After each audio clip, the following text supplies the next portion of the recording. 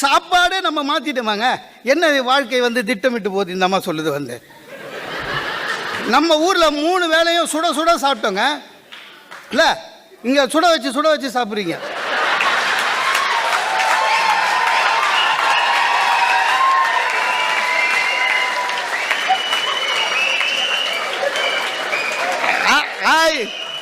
ஆயிரம் சொல்லுங்க, 1000 சொல்லுங்க. அங்கெல்லாம் அப்படி கிடையாது. சரியா? காலையில் பண்ணது மத்தியானம் வந்தால் திட்டுவோம். இன்னும் காலையில் தான் அதே சட்னி, மத்தியானம் அதே சட்னி. நான் இங்கே அப்படி கிடையாது. 2 பேரும் வேலைக்கு போறீங்க, தப்பு இல்லை.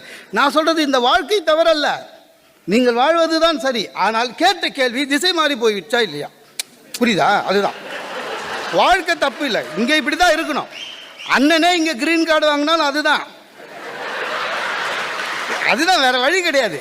எனக்கு கம்பராமாயணம் தெரியும், அது எனக்கு தெரியும். பாத்திரம் விளக்கு